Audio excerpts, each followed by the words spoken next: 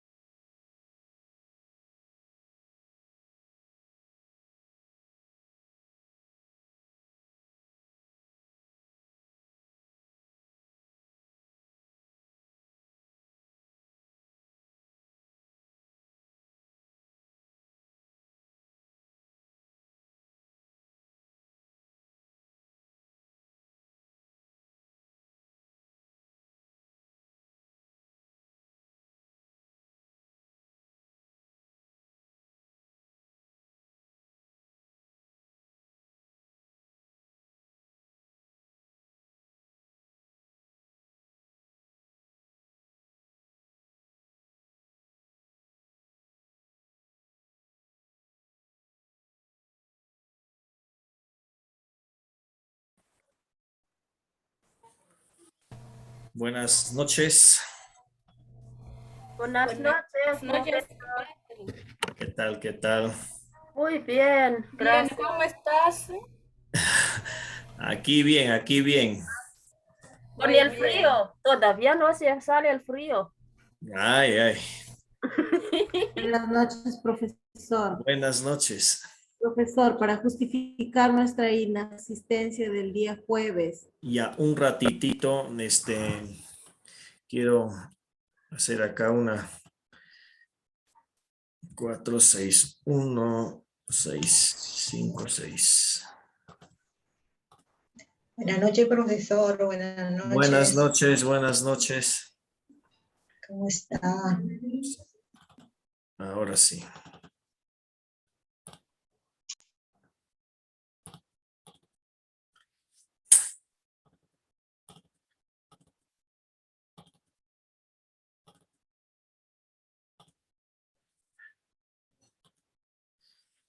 Ay, ay, ay. Ahora está. Bueno, habíamos hecho todo el repaso. Clarita, ¿me has levantado la mano para saludarme o quieres participar?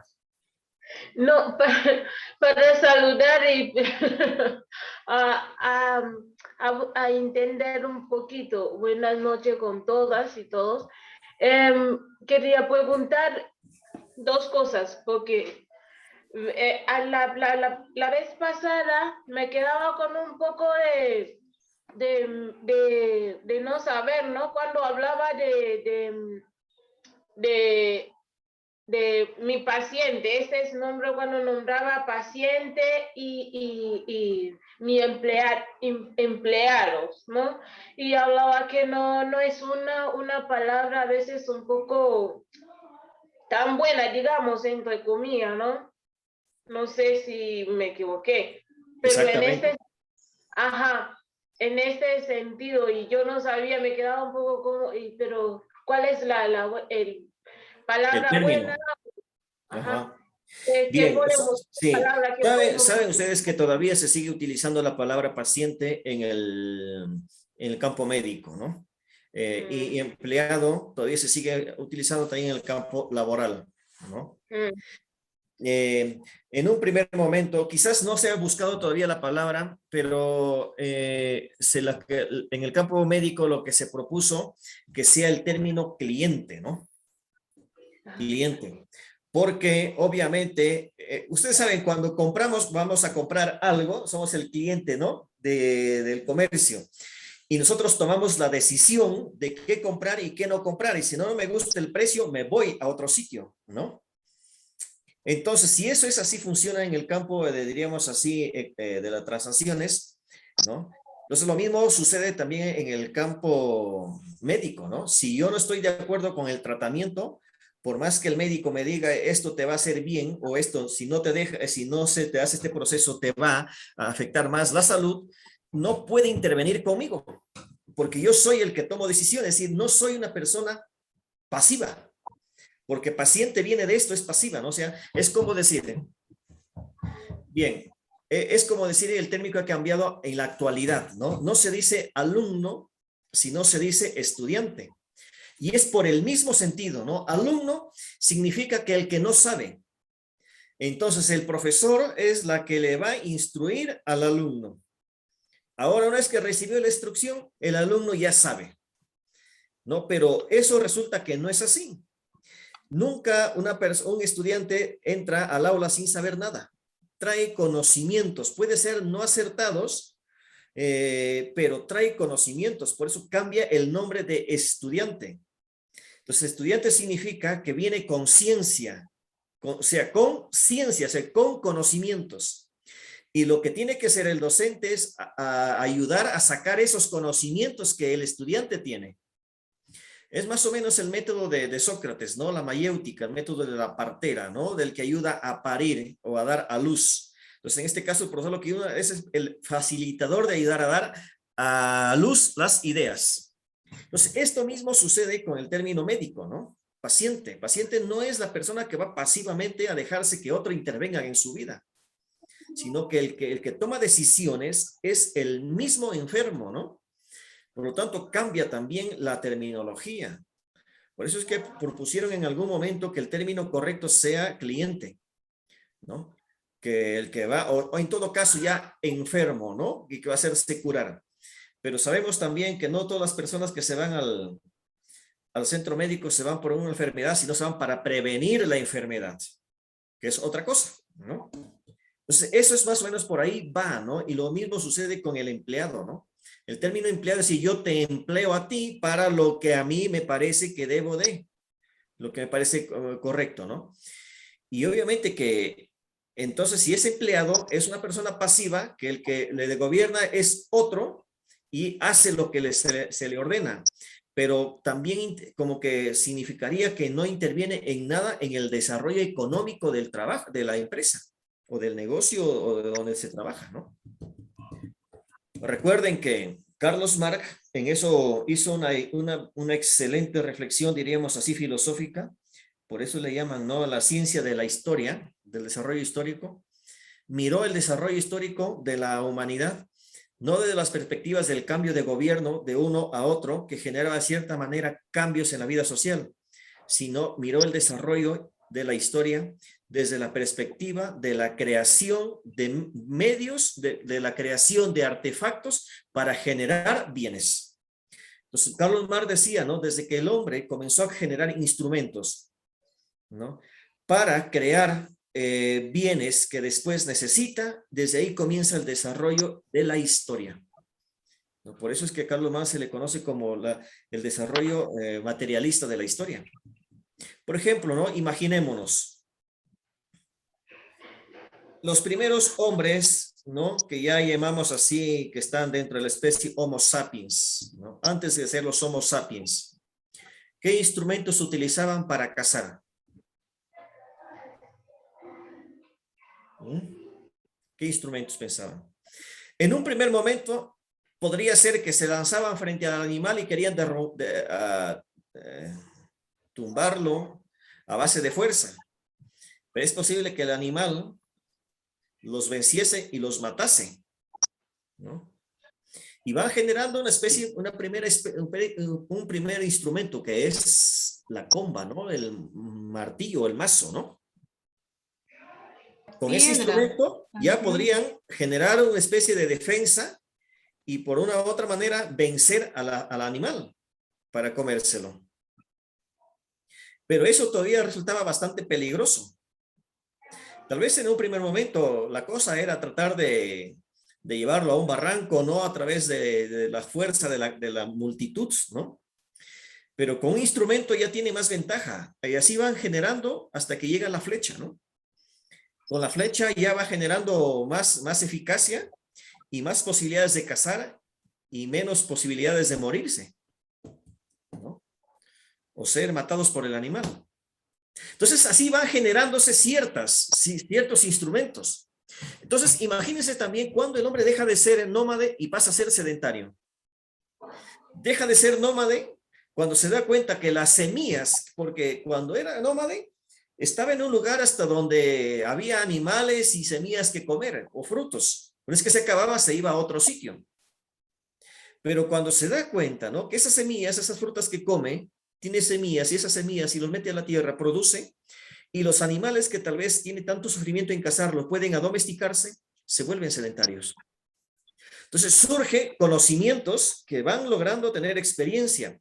Entonces cada uno de estos conocimientos, ¿no? Cada una de estas generar instrumentos para mejorar su estilo de vida, cada vez que genera un instrumento nuevo, va progresando económicamente. Es así como Carlos Marx ve la historia, ¿no? Por eso que para Carlos Marx es el trabajo humano el que genera riqueza. El trabajo es la que genera instrumentos para generar a través de esos instrumentos más riqueza. Por eso es la que ve, por eso justamente se le llama el materialismo histórico, ¿no? Se entiende la situación. Por eso es que cuando llega, ¿no? a hablar del trabajador en la fábrica, le está diciendo al capitalista, no es tu capital, no es tus conocimientos, no es tu inversión en la fábrica y todos los instrumentos que has colocado la que te da riqueza. Esos son medios. El que te da riqueza es el trabajo de los trabajadores. Por lo tanto, si es el trabajo de los trabajadores el que produce tu riqueza, el trabajador debe de participar también de los frutos de su propio trabajo. Interesante, ¿no? La forma como lo ven. Por eso yo escuché a uno que proviene de Pamplona, y Pamplona pues tiene su fama por las cuestiones de los etarras, ¿no? Decía de Pamplona, yo para mi forma de ver, dice yo a Carlos Marx, le hubiese hecho un altar, decía, ¿no? Porque obviamente que la reflexión que hizo fue muy profunda. El problema fue la manera de cómo buscó la solución a ese problema, ¿no? La lucha de clases, que después obviamente se volvió muy atractivo y vamos a ver en algún momento más adelante, Populorum Progressio, cómo esa propuesta de Carlos Marx nuevamente sale a flote a finales de 1960, ¿no? O sea, la solución marxista al problema del proletariado todavía está en las mentes de las personas, ¿no? Como por ejemplo en la actualidad en nuestro país, ¿no? Entonces estas cosas son los que van, ¿no? Entonces por eso, hermana, ¿no? Te decía, aquí son los términos también tienen mucho que decir, ¿no? Pero hay una cosa también, ¿no? Se puede cambiar de términos, perfecto. El problema es que es muy difícil cambiar de mentalidad. Esa es la situación, ¿no? Cambiar de mentalidad es el problema. Pues los términos se puede cambiar, se puede decir, estos son los que mejor reflejan, ¿no? En lugar de decir paciente, mejor digamos enfermo o cliente, ¿no? En lugar de decir empleado, digamos trabajador, ¿no? Como por ejemplo, ¿no? Ahora los que en las empresas o instituciones donde se tiene personal de aseo, ¿no? No se dice personal de aseo. ¿Qué cosa se dice? ¿Qué palabra se emplea? De mantenimiento, Personal de mantenimiento o de apoyo, ¿no? de apoyo, colaboradores. Si es el término se cambia, pero a veces en la mente están pensando que esos son los últimos de la rueda del coche. Para Jesús, obviamente, esos últimos son los primeros, ¿no? Entonces, a esos últimos a veces poco se les pide una especie de sugerencias a la toma de decisiones. Aunque ahora, ¿no? Con estas nuevas formas, ¿no? de gestión, cuando quieren hablar de gestión y planificación, especialmente en los centros universitarios o académicos, sí, pues, ¿no? Educativos, ¿no? De cualquier de los niveles, cuando quieren hacer su planificación, ¿no? estratégica, necesariamente tienen que pedir, bueno, les obliga, ¿no? el equipo que busque la participación y la opinión de los que están en el personal de apoyo y mantenimiento, porque a veces ellos tienen, o sea, tienen ideas porque están constantemente metidos dentro de una realidad que conoce mucho mejor que el que está en la oficina, ¿no? Sin embargo, a veces no se les pide a ellos su aporte, cuando podrían dar aportes fenomenales que ayuden a una mejor gestión o gobierno de la institución, ¿no? Entonces, estas cosas son sociales, sencillamente. ¿Cuánto obviamente este personal de mantenimiento que se le cambia el nombre o de apoyo se les toma en cuenta para la toma de decisiones de que afecta a la misma institución? Bien, entonces sigamos con Pachin Interris, ¿no? Bien, pues entonces en este contexto que hemos hablado, encontramos a la Pachin Interris, ¿no? Dos bloques perfectamente marcados, países que van logrando su libertad, su independencia, países alineados, países no alineados. Allí lo encontramos a Giuseppe Roncalli. Entonces, ¿qué dice el Papa en esta encíclica, ¿no? Carta encíclica. Vamos a ver. Primero habla del derecho a la honra a Dios. Recuerden, ¿no? Que es el primer derecho. Recuerden que el Papa León XIII, ¿no? En su encíclica hablaba de este derecho de la honra de Dios, o sea, dejar un día libre al trabajador para la honra a Dios, para que descanse también, obviamente el trabajador recobre las fuerzas. Obviamente que los empresarios decían, pues no, si es que le dejamos libres, esto se va a dedicar a la ociosidad, ¿no? Y para eso mejor que trabajen. Entonces, primero habla de la honra de Dios, derecho a honrar a Dios según lo que dicte tu recta conciencia y profesar su religión, tanto pública como privadamente. Estamos hablando de 63, ¿no? Recuerden que en 1948 surgen los derechos humanos que la famosa ONU proclama. No es que la ONU invente los derechos humanos y proclame, sino que viene el reconocimiento de los derechos para que estos no se tenga como guía de las acciones de los políticos, el respeto estricto de los derechos humanos. Entonces, uno de los derechos era la libertad religiosa, que ya obviamente en el Concilio Vaticano II se toma eso de nuevo, ¿no? Entonces, la libertad religiosa es un derecho humano y aquí el Papa pide justamente este derecho, ¿no? A la honra de Dios y a que se profese tanto en la vida pública como privada. Obviamente aquí está cuestionando la actitud del socialismo, en este caso del comunismo, que prohíbe todas las actividades religiosas en público. A ver, Cristian Alberto, adelante. Sí, profesor, gracias. Muy buenas noches. Buenas noches. Quisiera que me aclarara cuando hablaron de la paz interna en 1963 con Juan XXIII, ¿cierto? Sobre el derecho de honrar o la libertad de profesar cualquier religión. Eso fue a nivel de Estado, ¿cierto? Sí, sí, sí. Porque, bueno, yo la verdad no entiendo a veces en los colegios, digamos, no necesariamente tiene que tener de pronto un crucifijo en toda la puerta, ¿sí? Pero cuando se da a conocer, digamos, o se imparte conocimientos en el área de educación religiosa, aparecen los evangélicos. Profesor, yo profeso otra religión, ¿no? ¿Para eso también aplica o simplemente era a nivel de estados? No, recordando, claro, teniendo claro que el Vaticano, pues, es también un Estado, ¿no? sí, no, Entonces, también aplica la libertad religiosa en los colegios, ¿no? Yo conocí en Lima un padre de familia que mandó un documento al colegio, un colegio confesional de religiosas. El colegio era mixto ya, en un primer momento era femenino, pidiendo que a su hijo le liberaran del curso de religión, o sea, lo exoneraran, ¿no? lo exoneraran. Pidió que Ok, le, ok, ok. ¿ya? Pidió que le exoneraran del curso de religión porque él sustentó, ¿no? Yo no soy creyente, no profeso ninguna religiosa. Si bien es cierto, no comparto sus creencias, pero sí, obviamente, el respeto.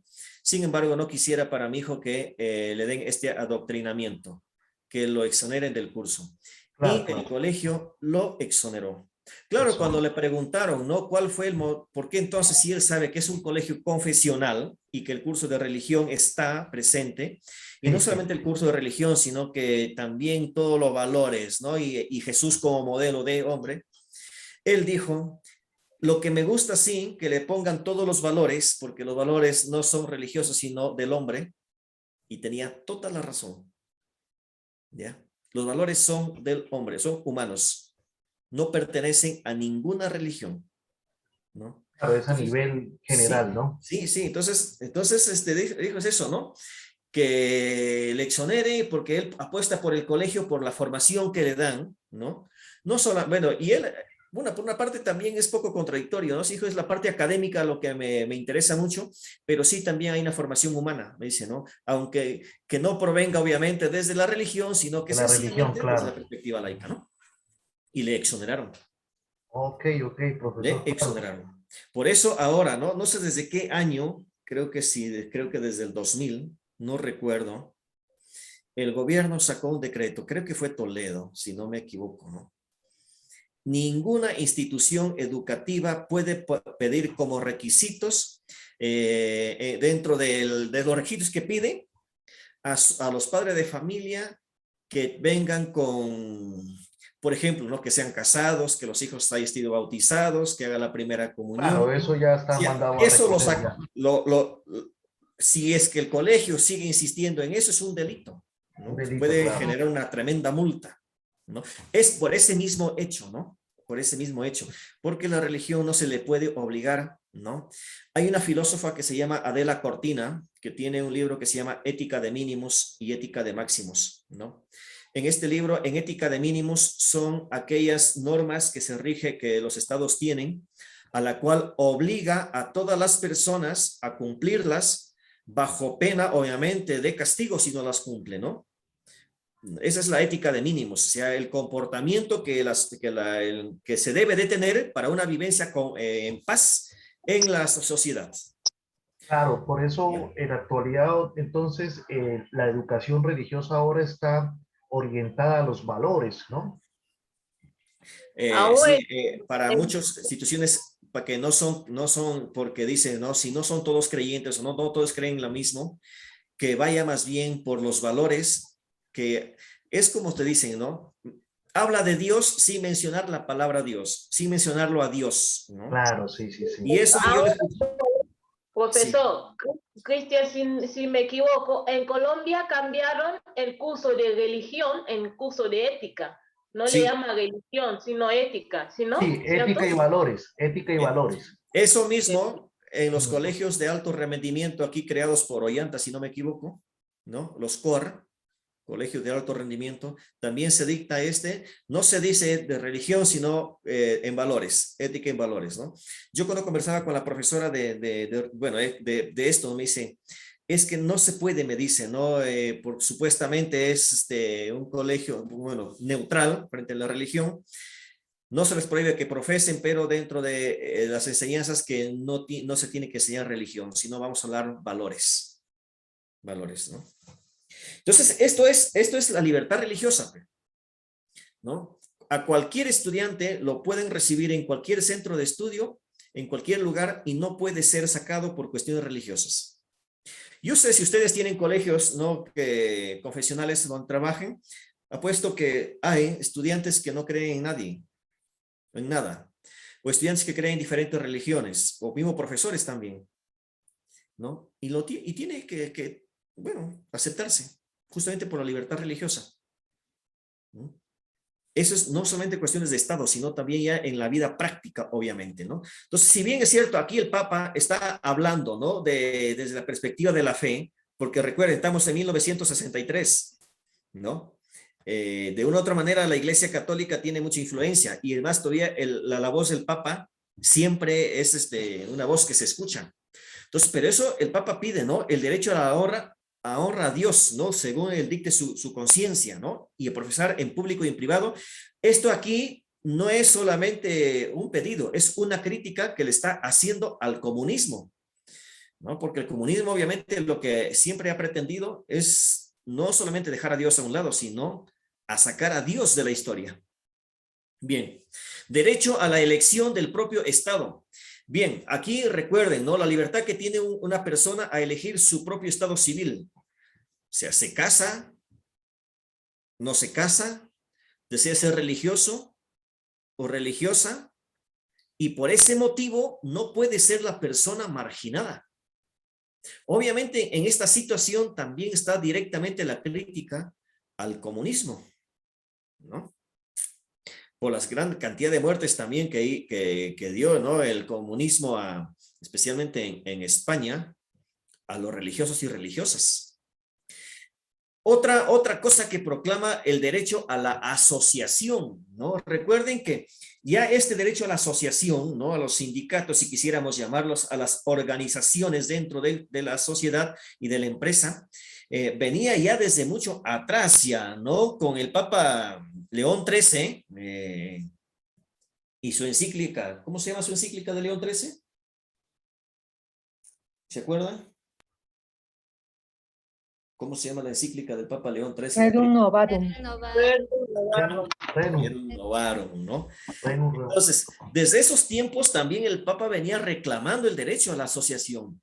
Este derecho en la Rerum Novarum era reprimida, ¿no? A palo limpio o a plomo limpio, ¿no? Pero después seguían estas asociaciones, sin embargo, seguían siendo reprimidas. Entonces, ¿por qué habla del derecho de la asociación? De la sociabilidad de los seres humanos se desprende este derecho de reunión y de asociación. Entonces, el Papa fundamenta, ¿no? La vida siempre es una vida social del ser humano, nunca es una vida aislada. Entonces, si el ser humano siempre vive en sociedad, este mismo hecho de vivir en sociedad es el fundamento para que las personas puedan asociarse o reunirse con libertad, ¿no? Entonces es un derecho a la libertad, para crear dentro de estas asociaciones que se juzguen convenientes para alcanzar objetivos deseados, con responsabilidad y libre movilidad dentro de ellas. Para eso justamente es el derecho de la asociación, ¿no? Tal vez si es que uno luchan individualmente no pueden lograr nada, pero si pueden luchar asociados, ¿no? Por ejemplo, ¿no? Una huelga para lograr un mejor beneficio laboral, entonces ese es un derecho. Aquí se pide, ¿cuándo se ha reconocido el derecho de la huelga, por ejemplo, ¿no? Vale la pena preguntarnos o buscar información sobre eso. ¿Cuándo se ha reconocido el derecho a la huelga? Por eso ahora es un derecho de las sociedades de hacer una huelga, para exigir algo.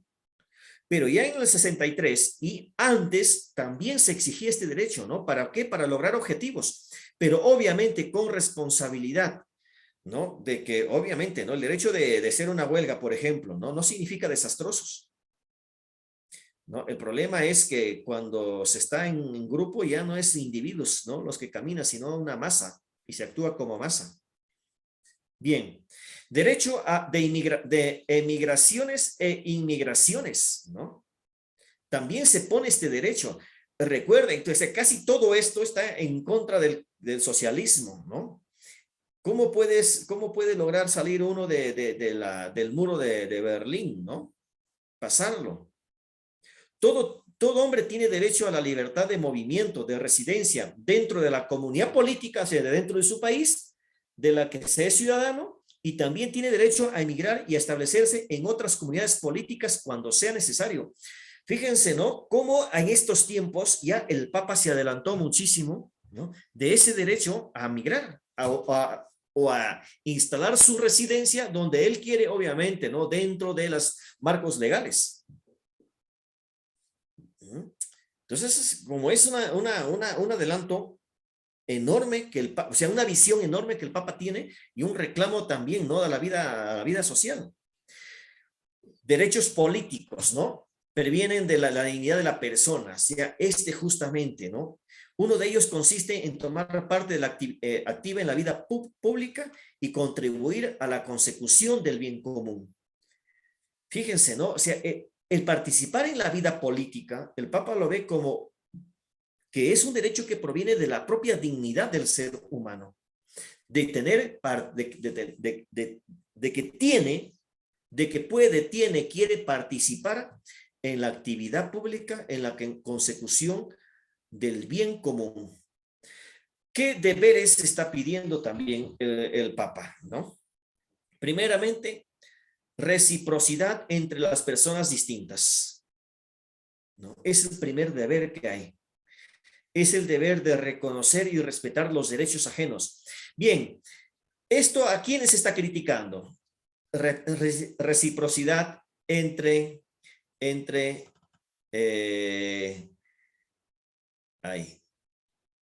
las personas distintas. ¿A quién estará criticando? ¿A quién de ustedes está criticando? Reciprocidad. Profesor. A ver, hermana. O No, Germán, adelante.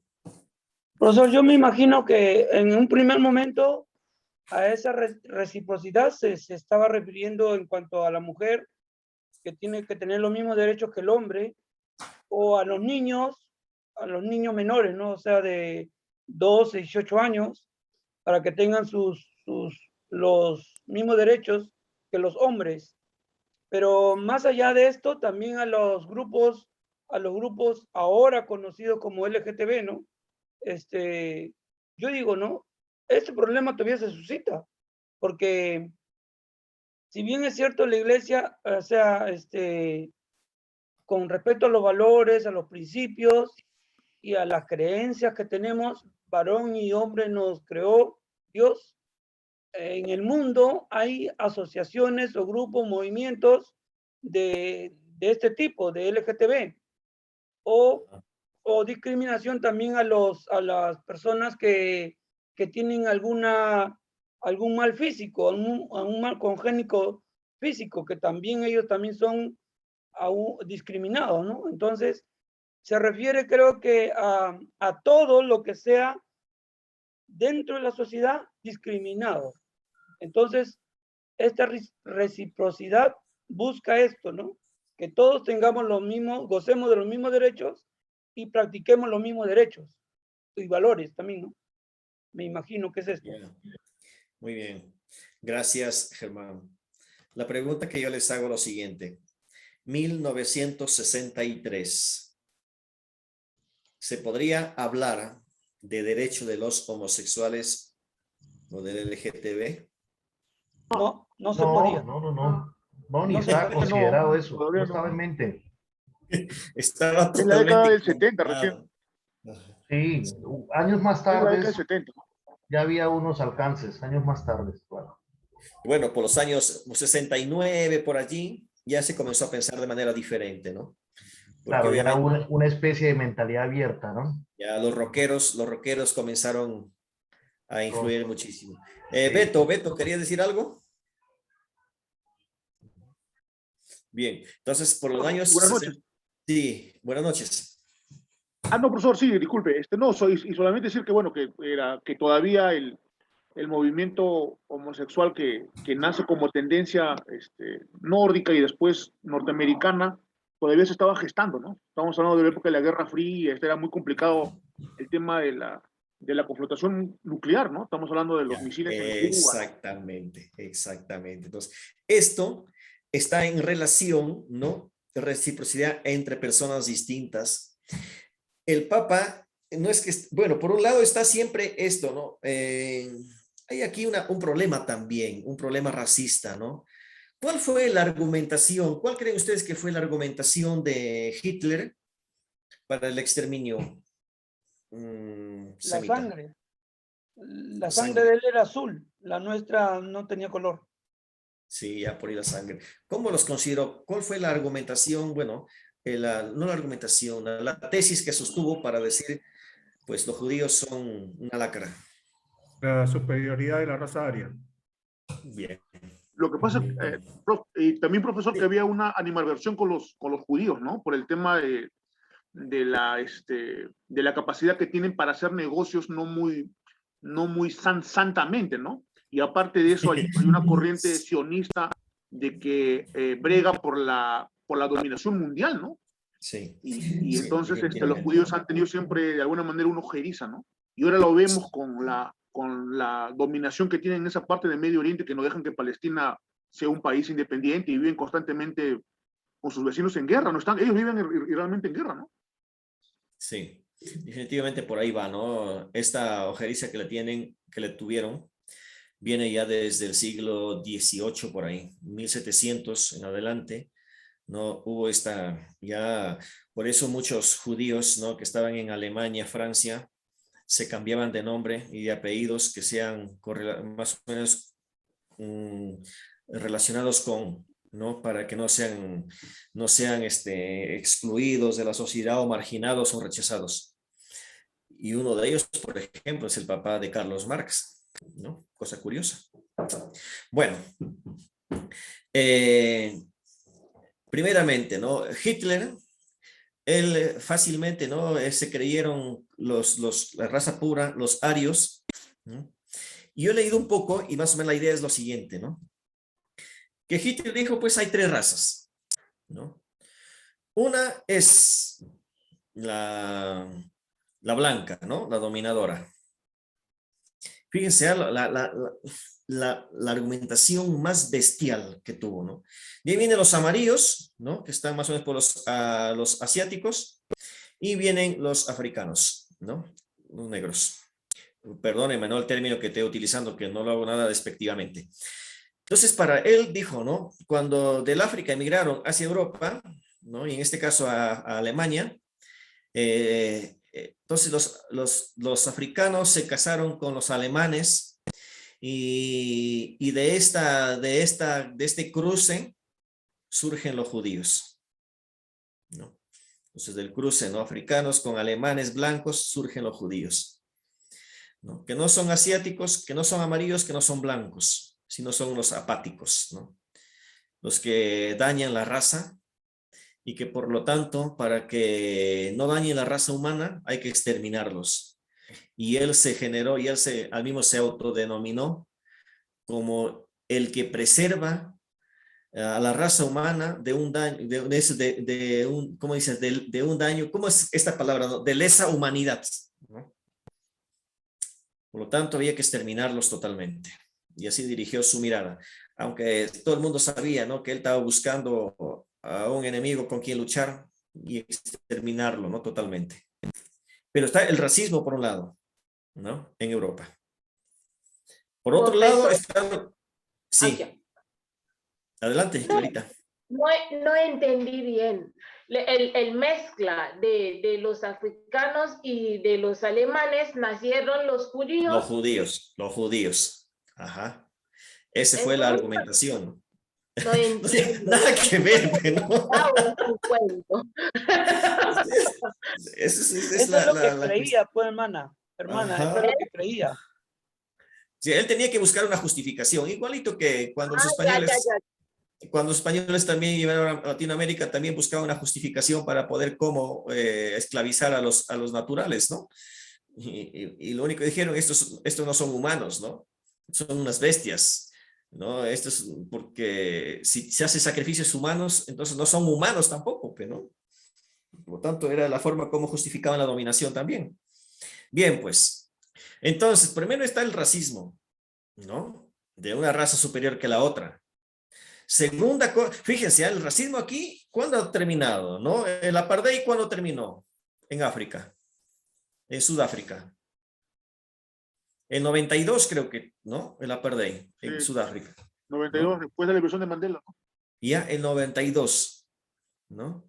Pero el 80 y tantos, estamos todavía hablando en Estados Unidos, ¿no? Aquí en el Perú se tienen que generar leyes que también toda discriminación, justamente por estos rasgos físicos, culturales, lo que sea, o lengua, toda discriminación es un delito.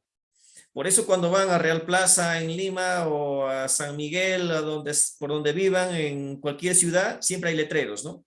Aquí en este lugar está prohibida toda discriminación, ¿no? Pero imagínense, estamos hablando de 62 todavía. Entonces, por un lado, estamos en esos tiempos. Segundo, estamos en la época en donde hay dos bloques profundamente marcados. Occidente y Oriente. Esto es lo que les decía acá, ¿no? El bloque oriental y el bloque occidental. ¿Perteneces a uno o al otro? No puedes ser parte de los dos o partidario de los dos o no puedes ser neutral. Entonces, el Papa aquí está hablando el derecho del respeto de uno al otro, aunque piense distinto, o sea, de un bloque o del otro, es el reconocimiento, ¿no? De ese derecho de pertenecer. Por lo tanto, viene la reciprocidad entre personas distintas, ¿no? Es el deber de reconocer y respetar los derechos ajenos. Más allá si comparte o no, ¿no? La ideología que en este tiempo está bien marcada. Por lo tanto, ¿no? Si hay derecho, un deber de reciprocidad de personas distintas, también hay un deber de colaboración mutua. ¿No? Recuerden que estamos en una época que está a punto de desencadenarse una tercera guerra. Por lo tanto, es el deber de colaborar con los demás, convivir unos con otros de la mejor forma posible y procurar cada uno el bien del otro. O sea, lo que pide el Papa aquí es una cuestión, pues, elevadísima, ¿no? Es dejar de pensar en mi ideología, en mi enriquecimiento y pensar en la colaboración mutua. Estos temas, ¿no? Que el Papa aquí lo menciona, lo va a trabajar con mucho más profundidad el Papa siguiente, ¿no? Populorum Progressio. Porque cada vez es más marcada estas dificultades. Actitud de responsabilidad, un deber, ¿no? La responsabilidad, o sea, la dignidad del ser humano requiere que pueda actuar por libre iniciativa y libremente, ¿no? Estamos en un bloque que obviamente que cuestiona profundamente el bloque socialista, lo que implica que al vivir en una sociedad debe respetar los derechos de los demás, cumplir sus obligaciones y luchar por el bien común con propia iniciativa y conciencia, con convencimiento y responsabilidad, sin que exista coacción o movida por la presión de las mayorías, ¿no? O sea, aquí el Papa se la juega, diríamos así, ¿no? Vamos a ver lo siguiente, vamos a pasar a la segunda parte de esta encíclica, porque es bastante interesante, ¿no? Todo lo que propone este Santo Padre.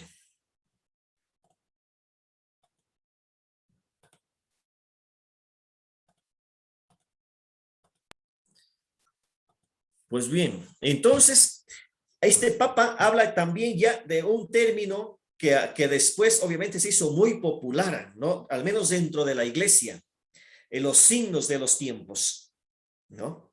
Entonces, el Papa Juan XXIII dice que existen 3 signos importantes de la época moderna. Entonces, ¿cuáles son estos signos importantes en la época moderna en la que está él hablando? Primero, el avance obtenido por la clase trabajadora al exigir cada vez más el ser tratados como personas en todos los sectores de la sociedad, libres y dignos, ¿no? Eso lo ve como un signo de los tiempos el Papa. Y por lo tanto, si es un signo de los tiempos, ¿no? Que la clase trabajadora cada vez exige más ser tratados como tales, la iglesia tiene algo que decir entonces, ¿no? Hacerlo visible ese signo de libertad de lucha. El segundo signo que el Papa ve, el ingreso de la mujer en la vida pública. 1960, ¿no?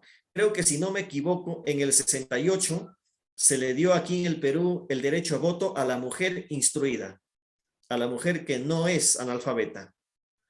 Y un poquito más tarde, ya a todas las mujeres. Pero en el 63 ya el Papa habla de esto, ¿no? El ingreso de la mujer en la vida pública. La mujer exige ser considerada como persona y no como instrumento, exigiendo paridad en sus derechos y deberes con el hombre, tanto en el ámbito de la vida doméstica como en el ámbito de la vida pública, ¿no? Fíjense, ¿no? Lo que está reclamando el Papa aquí, ¿no? Ve esto un signo que es un signo, obviamente, un signo de los tiempos, un signo de la presencia de Dios. 1960, creo que al 90 y tantos, donde de cierta forma se van reconociendo más los derechos civiles de las mujeres. Y si no me equivoco, con Toledo se promulgó una ley que al menos el 30% de las listas pertenecían mujeres, ¿no? Y ahí quedó, ¿no? Creo que con Toledo, con Ollanta, creo que subió a 30%, ¿no? Pues bueno, aquí en el 63 se pedía esto, ¿no? El ingreso, bueno, no es que se pedía, sino un signo de los tiempos. Un tercer signo: todos los pueblos quieren ser libres y si no lo son, luchan por serlo. Recuerden que hemos hablado, ¿no?, de la cantidad de países, ¿no?, especialmente en África y Asia, que van recuperando su libertad, ¿no?, frente a la dominación europea. Entonces, quieren ser libres. Y hay todavía algunos que no lo son, pero luchan por serlo. No quieren estar atados a doctrinas que los coloquen en situaciones de inferioridad, ni a razones políticas o raciales que los discriminen. Se dan cuenta de que todos los hombres son iguales y por esta razón exigen el respeto de sus derechos. Fíjense, aquí el Papa está hablando de esta situación. Pero resulta que también en esta época hay ya personas, que diríamos así, filósofos, van hablando también de estos temas desde la perspectiva filosófica, de la libertad de los pueblos. Y obviamente van analizando que muchos de los pueblos que viven en el subdesarrollo es por causa de los países industrializados que no les permiten desarrollarse. Entonces, la reflexión ya está, diríamos así, en los dos ámbitos, ¿no? Tanto eclesiástico como civil, sobre la situación de los pueblos, de la mujer y de los trabajadores. Ya en el ámbito civil van viendo grandes reflexiones filosóficas que van iluminando también la realidad histórica en que está viviendo y haciendo un análisis exhaustivo de la situación. ¿Qué más encontramos? Bueno, pues signo de los tiempos, otro tema de que el Papa habla en esta encíclica es la relación entre los hombres y los poderes públicos. Fíjense cómo es que ya en estos tiempos se va hablando, ¿no? ¿Cómo debe ser la relación entre los hombres y también entre los poderes públicos? Primero, no puede existir una convivencia ordenada sin que haya una autoridad. No, se puede caer en la anarquía, obviamente. Necesariamente se tiene que tener una autoridad. Esta autoridad debe mandar según la razón y está postulada por el orden moral. Bastante interesante, ¿no? O sea, la autoridad que se propone no puede ser una autoridad que puede gobernar por caprichos, por gusto, sino obviamente con justicia, con razón y obviamente dentro de los parámetros de la moral, ¿no? Segundo, los ciudadanos tienen libertad de elegir las personas que gobernarán, así como determinar las formas de gobierno y los métodos según los cuales se han de ejercitar. Bien, lo que está diciendo el Papa, y siempre los anteriores también lo ha dicho, el Papa o la Iglesia no se mete en la forma como debe de gobernarse un país, ¿no? No se mete, sino que es el pueblo la que decide cómo quieren que sean sus gobernantes, ¿no? Entonces es bastante interesante también, pero sí, obviamente, lo que siempre ha dicho, ¿no? Nos parece que el sistema democrático es el mejor. Nos parece. Se trata también de buscar el bien común para todas las personas, dando apertura a fórmulas democráticas de organización de Estado. Bien. También está la necesidad de una autoridad mundial. Esto es bastante interesante La necesidad de una autoridad mundial. Recuerden que estamos en el 60 y 63. Estamos en un periodo donde las amenazas están siendo continuas.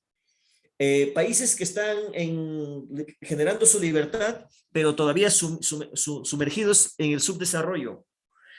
Las grandes potencias no dan apoyo para el desarrollo de los países del sur, pero se aprovechan de las riquezas del sur. Esa es la situación que después se va a analizar a más profundidad y que Populorum Progressio tiene que tomar esos estudios. Y Populorum Progressio también, o bueno, más tarde, los papas hablan de esta autoridad mundial que debe de existir. Sin embargo, Juan XXIII ya hace esta propuesta, ¿no? De esta autoridad mundial. Vamos a ver acá. Ya estaba. Entonces, ¿qué cosa es la propuesta, no? El Papa dice la necesidad de una autoridad política mundial sobre la base de la igualdad entre los estados soberanos.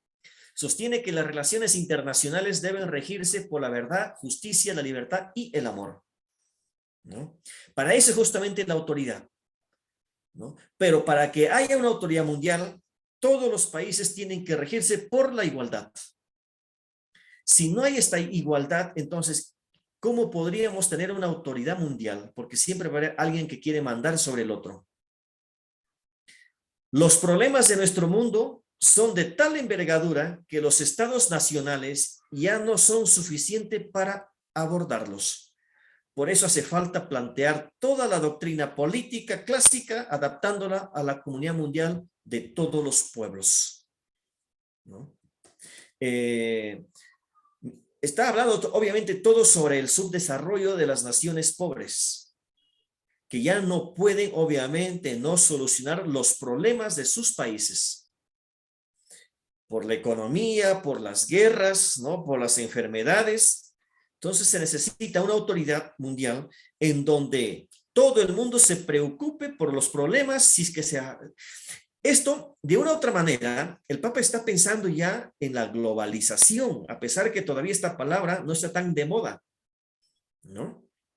Como ya dije, ¿no? Los países ricos no se preocupan tanto por los países subdesarrollados en su desarrollo, pero sí lo buscan porque de ahí obtienen materia prima para que ellos se sigan desarrollando.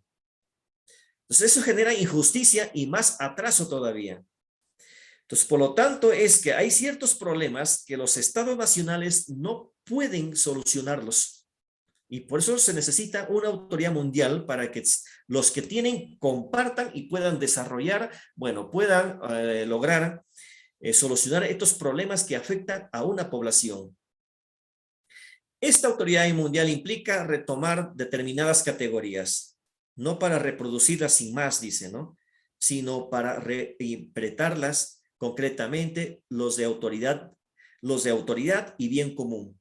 Habla de la necesidad de una autoridad pública de alcance mundial. Entonces la categoría, ¿no? Autoridad, la categoría bien común, que no se supedite a un lugar nada más, sino que sea a escala mundial.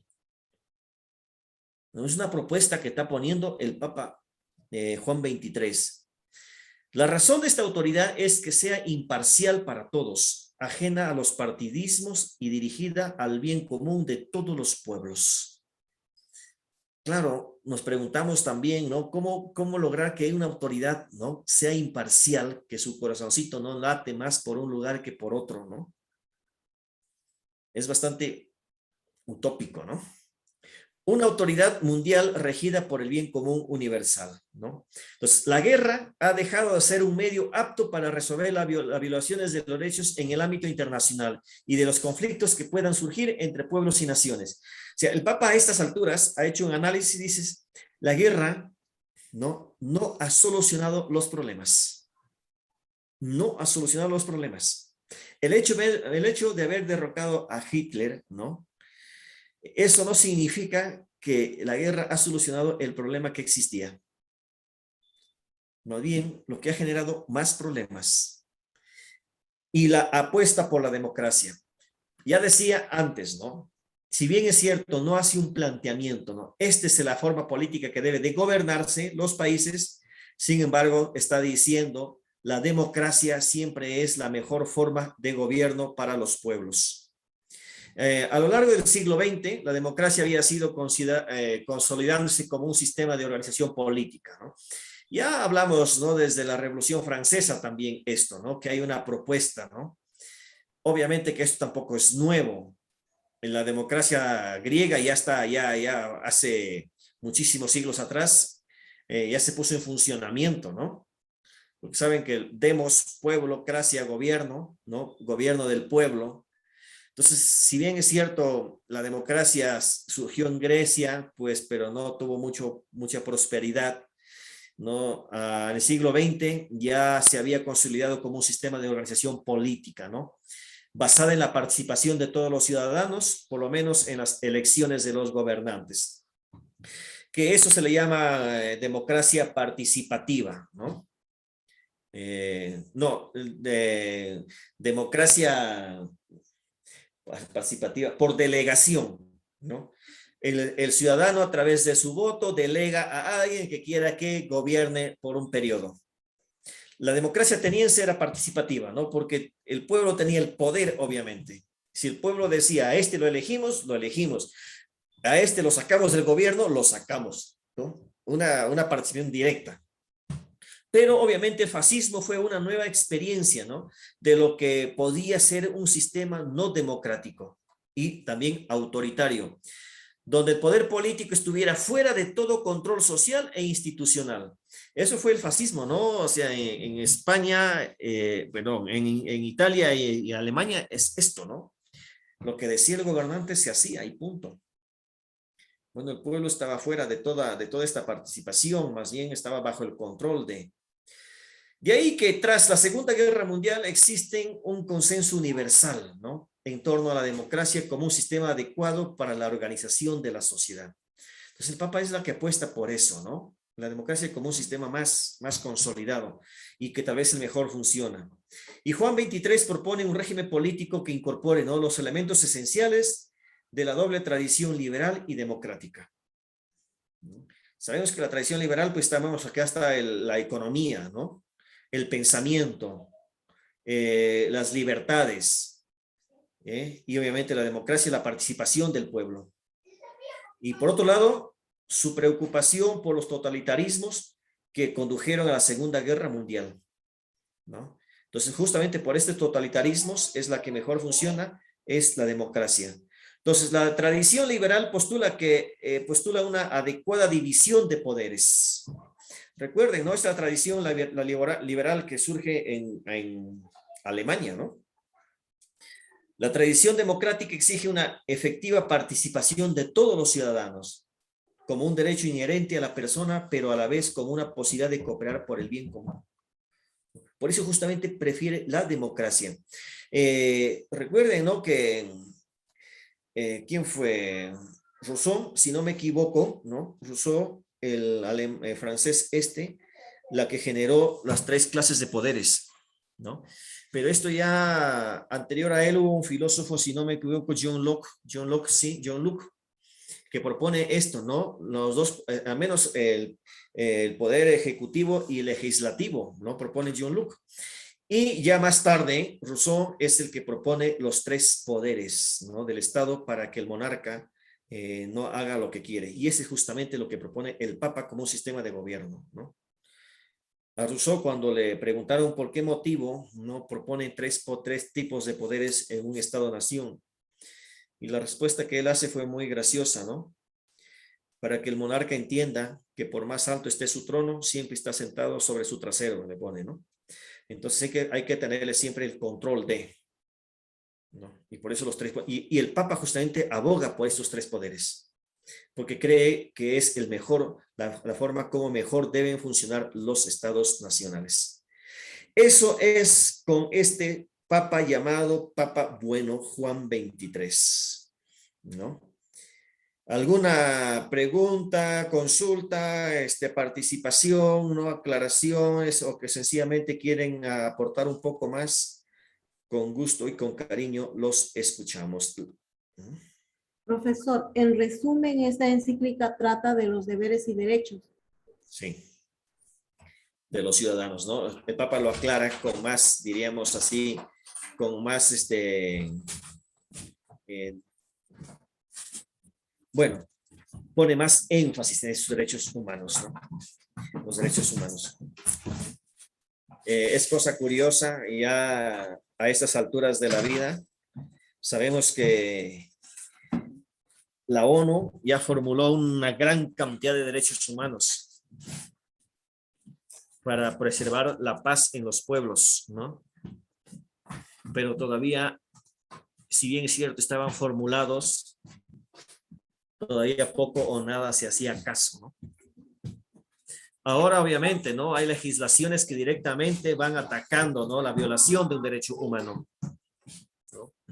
Pero en esos contextos, pues, ustedes saben, ¿no? Lo que dice, pues, si no hay una ley que lo prohíba, entonces no es delito, pues, ¿no? O si no hay una ley que me diga que es malo, entonces lo que yo hago es bueno, pues. Eso es así, eso sea, es hasta recién este siglo, ¿no? Que se ha comenzado a pensar de nuevo y se tiene que poner leyes por todo y cada caso para poder, obviamente, juzgarlo. Porque si no hay una ley frente a una situación, dice, ¿con qué lo juzgamos? A ver, sí, ¿quién levantó? Saoli